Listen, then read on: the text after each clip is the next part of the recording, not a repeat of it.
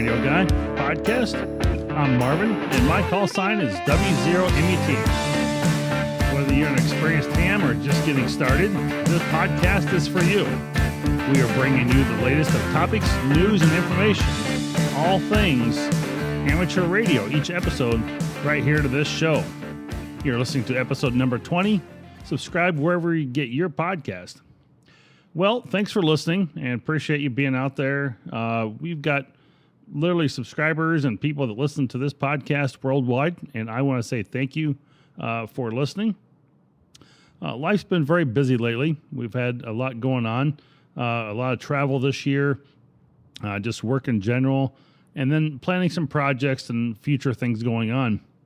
And I'm going to discuss some of those in the very beginning here.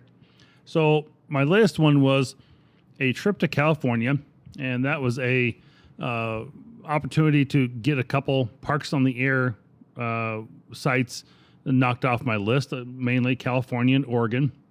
And so I want to talk about that a little bit and some of the challenges I came across with that. And the first one was I was going up through the one of the redwood forest, and I believe it was the Humboldt forest in Northern California area.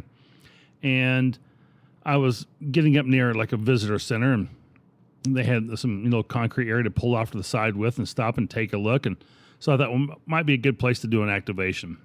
So I got the antenna out, set up the radio on the back of the SUV, and started, calling CQ.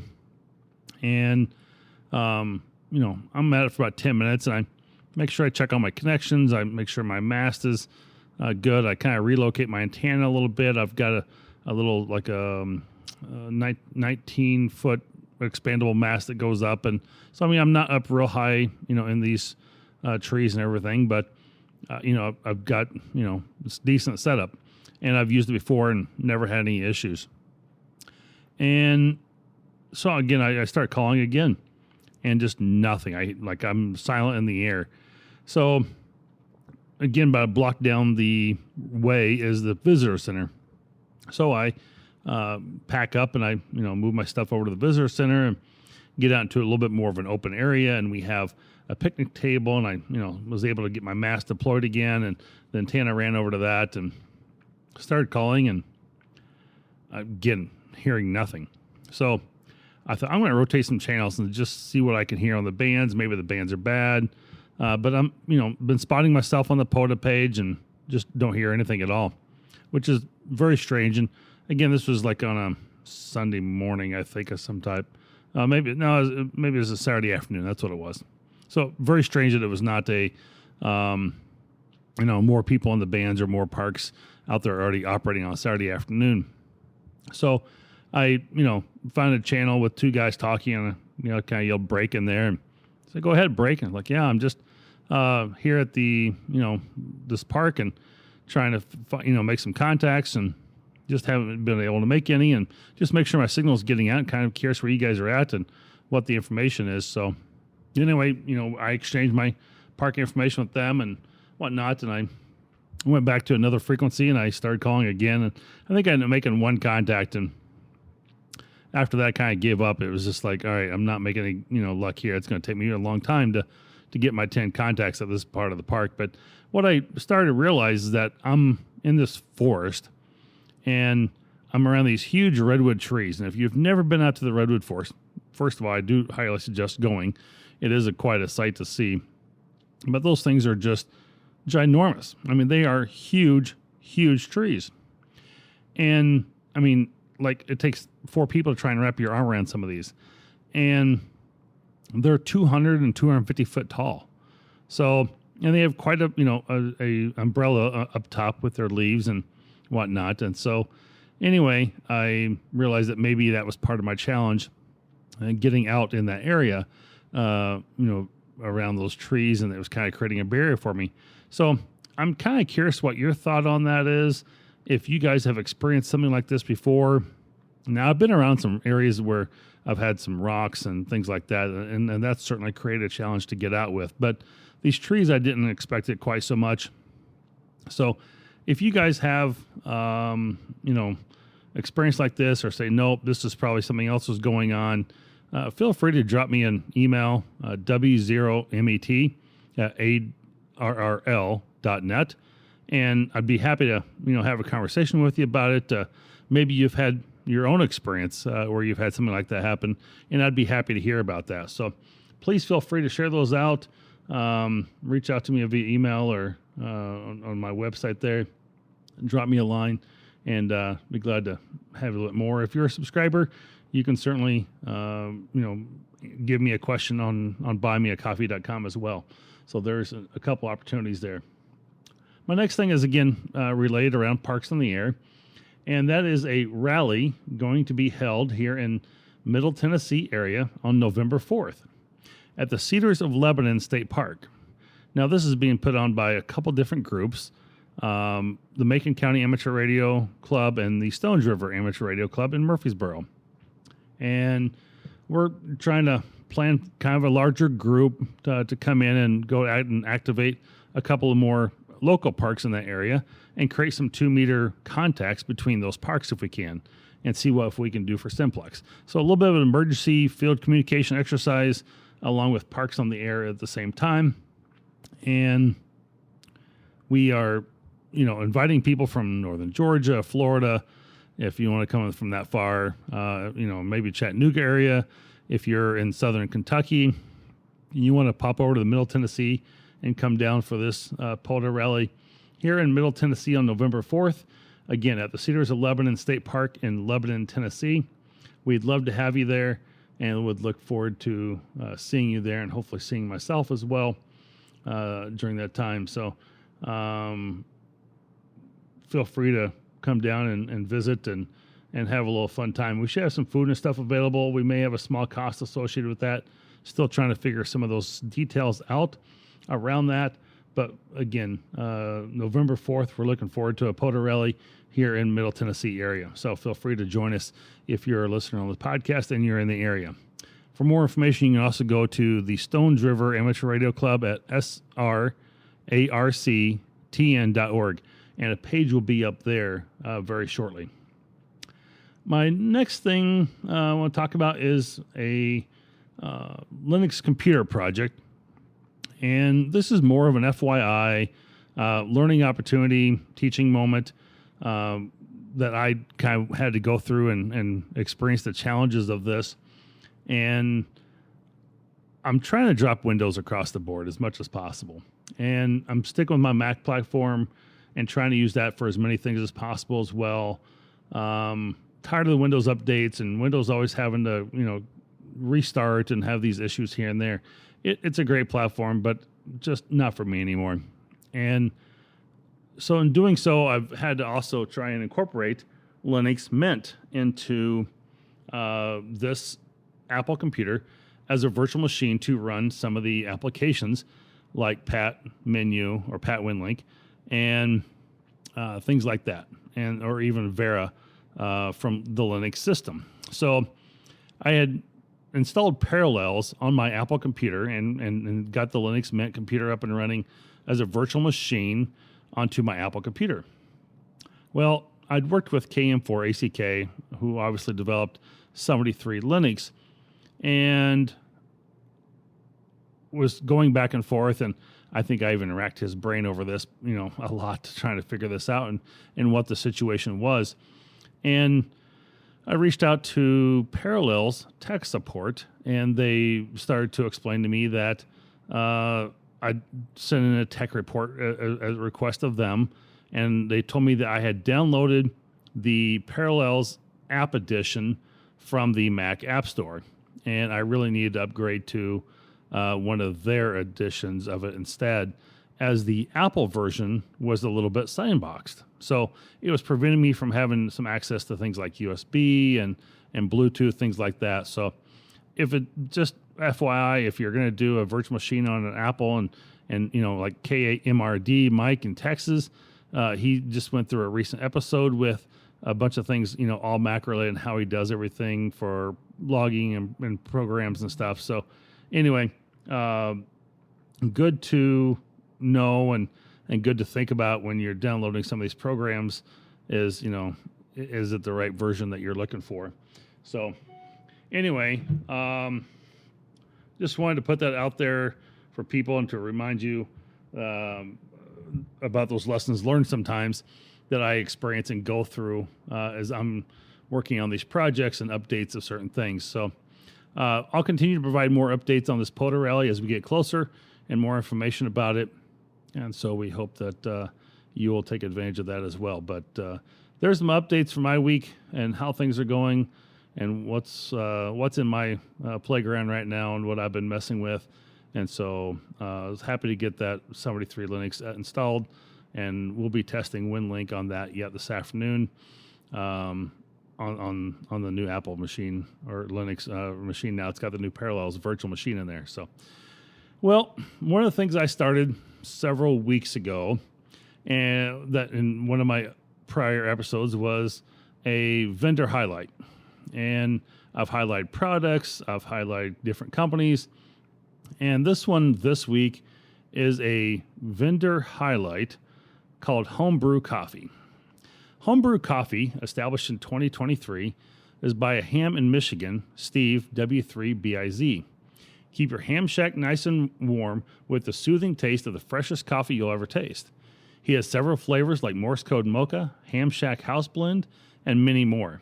Support the small business and check out homebrewcoffee.com today, as I did, and I'm enjoying my Morse Code Mocha every morning.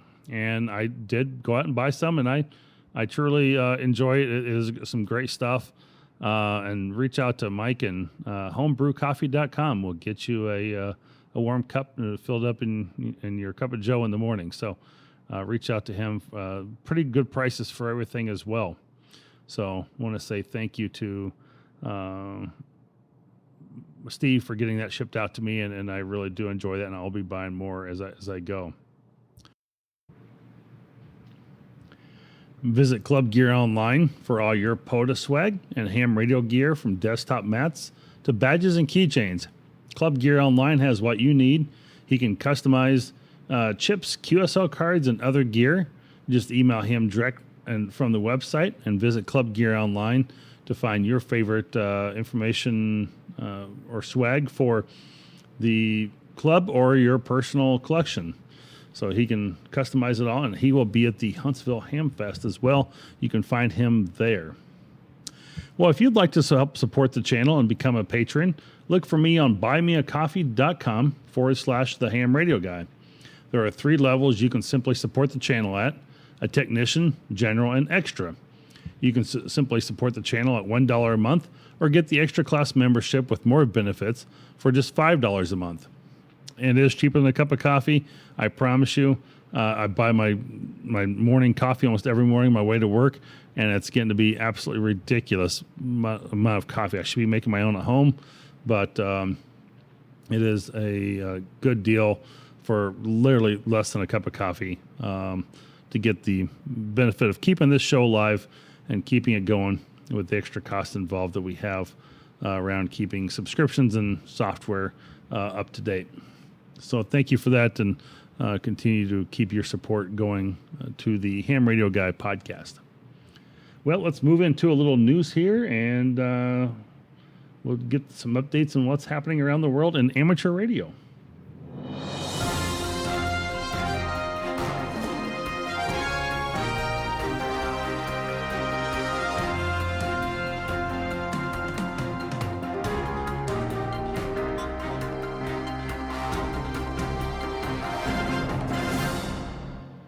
Well, we got 1 or 4 stories for you today. The first one starting off is the Federal Communications Commission is facing challenges with pirate radio stations in Portland, Oregon, including one found operating on 90.5 FM at the Eastside Free Methodist Church.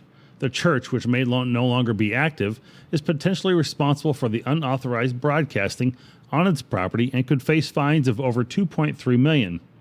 In a separate case in La Grande, Oregon, the FCC proposed an $80,000 fine against Thomas Barnes for operating a pirate station on 100.5 FM since 2018. Despite multiple warnings, Barnes continues to his illegal broadcasting, leading to the FCC's decision to impose the penalty.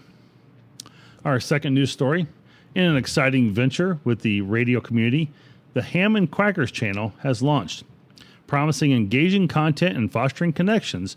Broadcasting every Wednesday at 8 p.m. Eastern, the channel aims to captivate viewers with its diverse offerings. In the upcoming episode, Bill Brown, K4NYM, will share his thrilling experiences with Parks on the Air.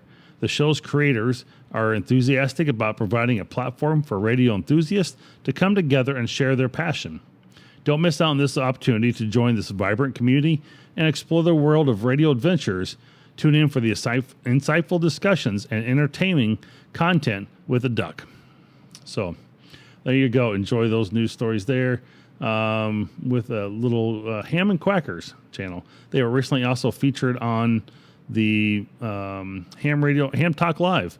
So Neil Rapp did host them on there, and that's a great episode on podcast as well, if you'd like to hear more about Ham and Quackers channel.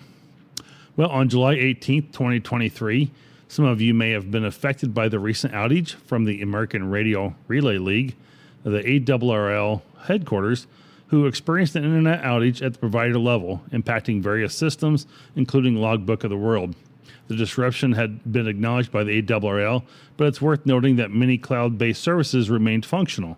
The ARRL website, digital editions of the ARRL magazines, and member account management tools continued to operate seamlessly. Rest assured, all services were back online on July 19th by the end of day. And we thank you for your patience during the recent intermittent outages, said the ARRL. And for a final news story, on July 26, 2023, an exciting radio experiment successfully decoded a slow scan TV message transmitted via the ham radio station on the International Space Station. NASA Goddard Space Flight Center sent an image to educators at the ARRL Teachers Institute on wireless technology in Newington, Connecticut via the ISS repeater. The group, equipped with a tape measure Yagi antenna they made, received and decoded the image as part of the Institute's effort to incorporate amateur radio into the STEM education. The experience left the teachers excited about the potential of radio in engineering and STEM, fostering enthusiasm they can share with their students. That is such a cool story that the ARRL does host a summer program for teachers to go out and experience a week or 10 days, I think, of some training around amateur radio and getting them excited about the STEM and building of projects during their school year. And I think they're only hosting like maybe 11 teachers every year. The ARRL does something like this. So anyway, great program, fully supported, and I'm glad they're able to do that. Well, I want to get into a little bit more of our topic for today, and we'll be discussing operating techniques and best practices specifically tailored for new amateur radio operators at the technician level. Now, I would say also sometimes there's some generals and extras that could probably use the same knowledge and information as well. But primarily, this is built around the technician level of license. Now, I have seen throughout my time as a ARRL and W5YI VE instructor is that someone gets their license, they've got this shiny new Baofeng radio, or maybe they've got the new TH74 or something from Kenwood, and they've got a nice Yaesu radio, whatever, and it's like they've got it. They've sometimes they'll reach out to me and say, "Hey, got the radio. I don't know how to program it. Don't know what to do. What do I do next? What frequencies do I put in it?" And they don't really have a lot of information about where to go or what to do. And I think our amateur radio community, we fail in that field quite a bit in making sure that new amateurs have some training and information enough to set themselves forward. Now, I think many amateurs are excited enough about amateur radio and have been maybe around in some other ways. Maybe their father did it, their grandfather did, they've got a buddy who does it. And so they're able to help each other out that way sometimes, and that certainly does help. But I feel like we have sometimes some lost puppy dogs initially with amateur radio operators, and we lose them and don't retain them as amateur radio operators very well after they get their license.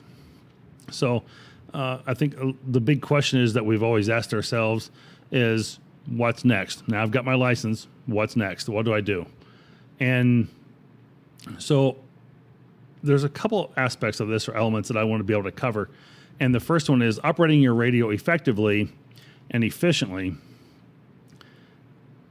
That's a crucial aspect of enjoying the hobby and making the most out of your license. So my quick example I'll go with is I've been at some events and have amateur radio operators come up to me, and I think I even probably did this once myself, was that I had a handheld. It wasn't maybe that old, but it was fairly new to me, and I just wasn't really sure with the ins and outs of how to operate it or what to do.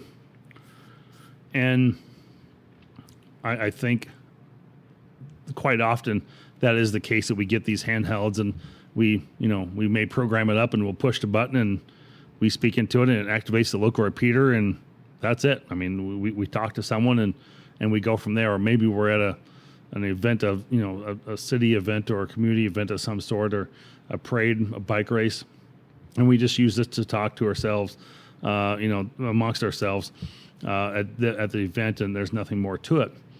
But a lot of these radios sometimes will have a lot of features to them that we don't explore fully, and not that we have to, but I think it's good that you start to learn the operating techniques that will help you get on the right foot with your radio.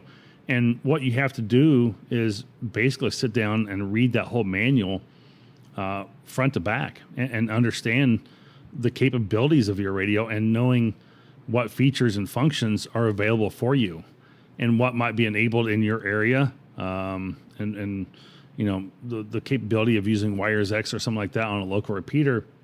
And again, that's one of those features that may be available to you.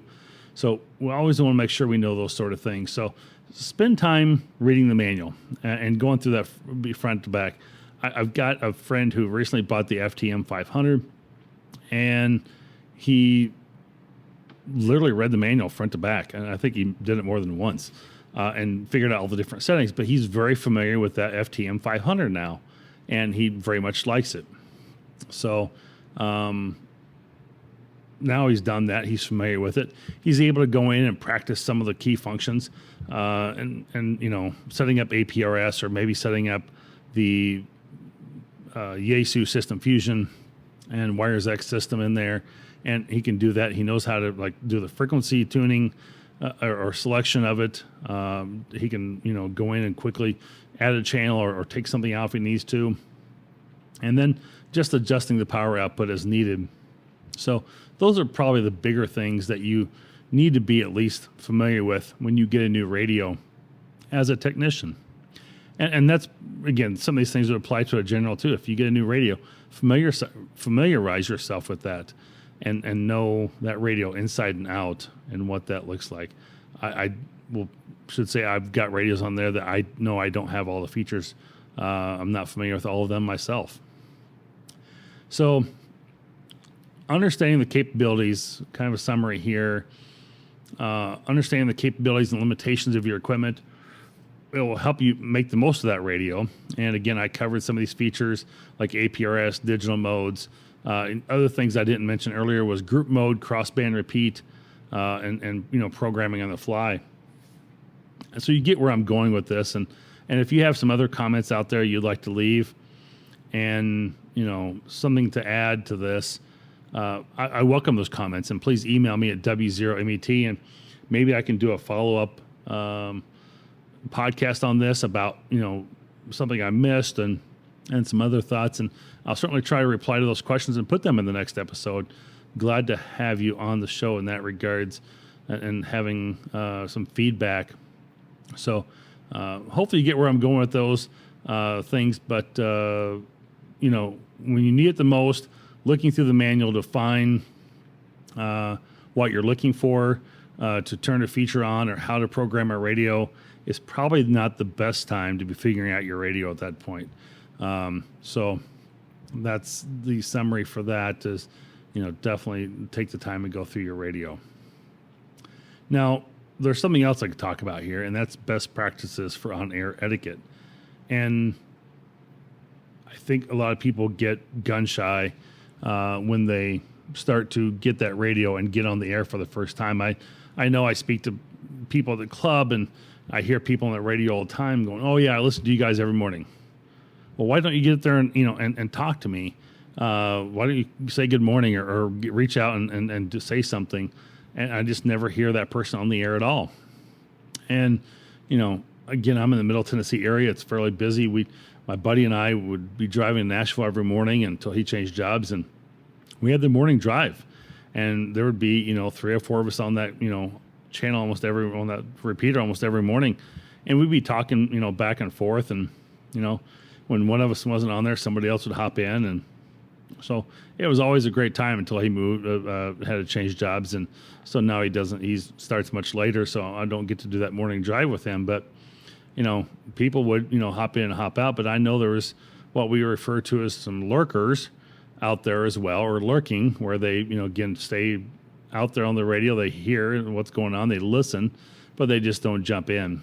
And I've seen this at a type of example at field day as well, where we have people who are general and extra class operators that I know operate very, very little at home, even if they have a setup to operate at home.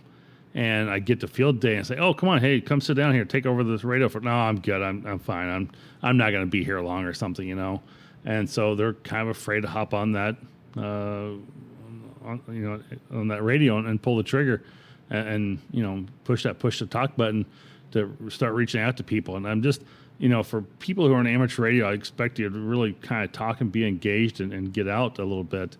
If you don't do it then, are you going to be able to do it during emergency and talk when you really need to? So it's, again, getting comfortable with, the radio and understanding it as well. And so one of the things that I've heard quite often on some new hams as well was remember to listen before transmitting. So know what the conversation is going on already, maybe that might be engaged on the repeater. Take the time to familiarize yourself with the conversation. Feel free to jump in there if you have something to add, some experience, some knowledge around something like that. People are always happy to help as well and provide other information, and people are happy to receive that information. So that's always good. And then helping understand the dynamics and flow of communication on a frequency. You listen to a repeater long enough, you kind of understand maybe when it's busy, when it's quiet, and who's on there and who isn't. But, that will, start to help you get engaged as well. And, one thing you can do is just go, for example, Whiskey Zero, Mike Echo Tango mobile. And I do that quite often when I get up in the morning and I'm on the road. I'll just, say Whiskey Zero, say W0 MET mobile. And, somebody will sometimes reply back to me and say, "Hey, good morning. How you doing?" It's like, "Yeah, I'm doing well." So, that's always fun. And it's good to kind of engage those conversations, somebody I may not get to talk to all the time. But as you start to key that mic, there's a couple of things I want to go through as well. And I got one thing I forgot about, or just thought about, was that remember that amateur radio is a shared resource, and being courteous to others operators is essential. So when you're ready to join that conversation or make a call, just identify yourself. And this is where I'm going with my next point, was that you can key the mic and go 0 MET. And they'll go, "Who is that?" Especially if it's a new call sign. So some of these are like KQ4 CC, N or something. And maybe they only caught CN or something.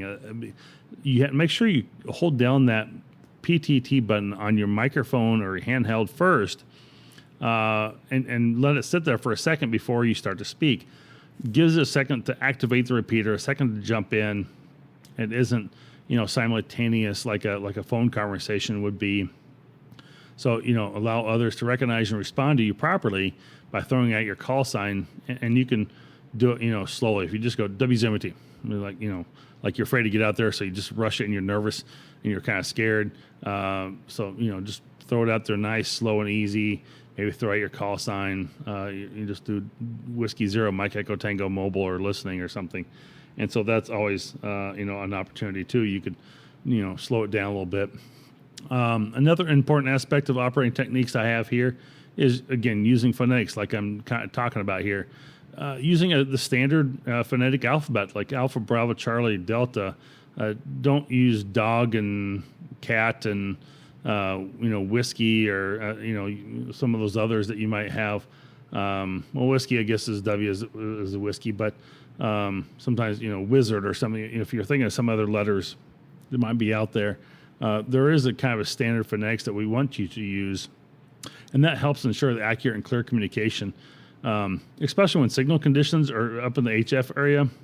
You may be talking to someone in another land or further across in the country, and if you're trying to say sugar, Sierra might be a better word to use, and the Sierra is kind of the typical standard one we use, but sometimes there is the DX phonetics, and then there's like the US phonetics. So you might, familiarize yourself with both of them. But sometimes even going down the road, I will go out Charlie, Nora, David, 1, 2, 3 as a license plate and call those, license plates out and kind of practice your phonetics a little bit and get yourself more familiarize yourself with those a little bit more. And so that might be a good way to do it, is to learn just calling certain things out on a sign or spelling and trying to spell words with it as you go. But practicing phonetics, will enhance your understanding of the other operators and make your transmissions easier to understand, maybe in those not ideal conditions. Now, as a technician, you have an opportunity to have access to a variety of operating modes and frequencies. And experimenting with some different modes, such as FM, single sideband, digital modes, can be an exciting way to expand your hobby. And like 10 meters and 6 meters, there's not a lot of activity on there for those types of things, like FT8, whatever, on a 6 or 10 meters. Now, I'm not saying there isn't any, but it's more limited compared to something like 20 and 40 meters. So, it's a little tougher to get on the air in those bands because they also are, based on some propagation and sunspots. And, when they're hot, and when they're not, they're not. And that's literally, the way it is. And, you got to catch them at the right time. So another way for you to be able to get on and talk to other people much easier would be consider joining a net, which are usually scheduled on-air gatherings of operations with similar interest. They provide an opportunity to meet other hams, ask questions, and learn from experienced operators at the same time. They sometimes will host trainings and things on there and talk about certain places or nets you could, other nets you could listen to, or maybe how to go about getting your ICS 100 course or something like that. That have different opportunities on there. And these sometimes they'll be hosted by Aries. Sometimes if you listen on the HF side, there are a whole host of other nets and reasons for them, and that could be a episode all by itself for the most part. But additionally, taking part in contests as well is another opportunity to be able to get involved, and special event stations. As a technician, it's a little tougher to get into like 13 colonies or get involved in like Route 66 or Battleship Weekend. Some of those can be a little tougher, especially again on that 6 and 10 meter bands, but you might sometimes find them on there.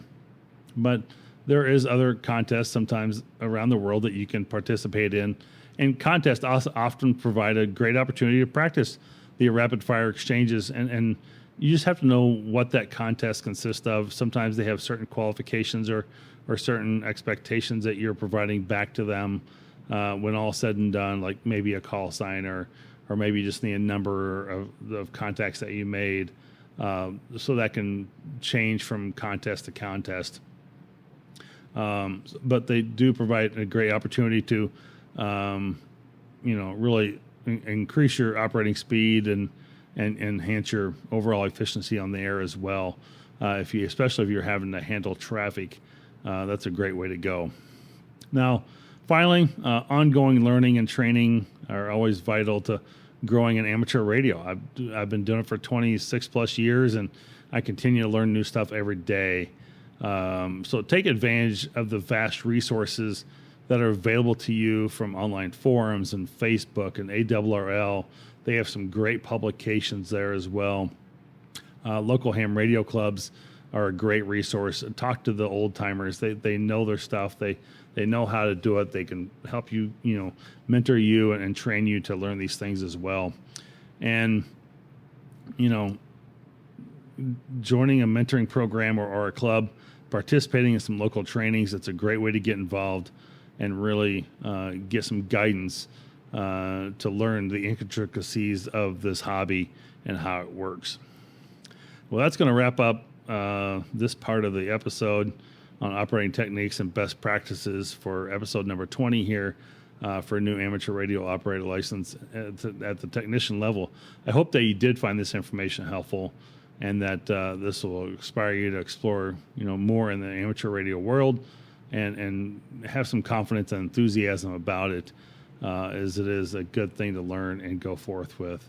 Challenges, even such as myself doing the POTA activation, and it's a learning opportunity and moment. And again, I hope to hear some feedback around some of those things.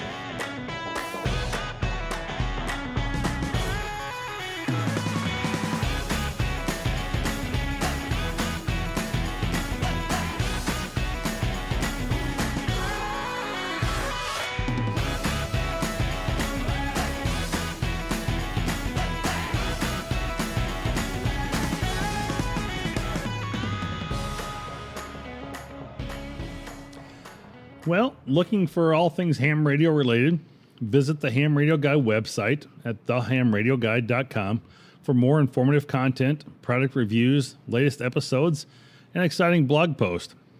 You can join the conversation on your favorite podcast platform and stay up to date with the latest trends and news in the ham radio world. Connect with me on Twitter at thehamradioguy for even more updates and information and engaging interactions. And don't miss out on the fun and knowledge sharing. Subscribe to the Ham Radio Guy today or join us over at buymeacoffee.com/the Ham Radio Guy for all the latest information as well on the posts that I do produce there. Well, one more thing here. We've got Hamfest schedule coming up. So check out the ARRL Hamfest schedule, and you can find this link along with many other links attached to every show notes. And I do put them in a page for notes so you can visit and see. You can also find us at now on YouTube, and all the show notes will be there as well. So the ARRL Hamfest schedule, August 11th to the 13th in 2023, the ARRL Rocky Mountain Division Convention will be held in Albuquerque, New Mexico. August 19th to the 20th, Huntsville Hamfest, hosting the ARRL Alabama State Convention here in Huntsville, and I will be at that as well. And I have one more thing I want to note to that is that the Winter Field Day Association will be having their very first table at a Hamfest this year, and it will be Huntsville, Alabama. So at the Huntsville Hamfest, we are doing our premier table there. We'll have some trinkets and gadgets to give away at the table. And, come by and visit us, find out a little bit more about what Winter Field Day is. And if you guys haven't maybe missed an episode or two here, is I'm not only the host of the Ham Radio Guy podcast, also the president of the Winter Field Day Association. So if you ever have any questions, reach out to us at winterfieldday.com, and we can, connect with you there. But that's just FYI, Huntsville made me think of that. I forgot to put that at the very beginning of the show, that we would be having that table available as well at the Huntsville Hamfest. August 25th to the 27th, just a week later, Northeast Ham Exposition will be hosting the ARRL New England Division Convention in Marlborough, Massachusetts. And September 1st to the 3rd, the Shelby Hamfest, hosting the ARRL North Carolina Section Convention in Shelby, North Carolina. Well, that will bring this show to a close this week, and I hope that you enjoyed it. Hope that you'll submit that subscribe button and share with friends, and hope that you learned something as well this week that will help you in your ham radio operations. If you have a question or comments, feel free to leave them on Twitter, podcast, or email me at w0met@arrl.net. If you'd like to help support the channel and become a patron, Look for me on buymeacoffee.com/The Ham Radio Guy to join today. Please hit the subscribe button on Twitter and follow me as I provide the latest information for all the podcasts on Twitter immediately after publishing an episode so you can listen to it right away. As always, this is your ham radio buddy in the chair and on the air as the Ham Radio Guy. I say somebody free.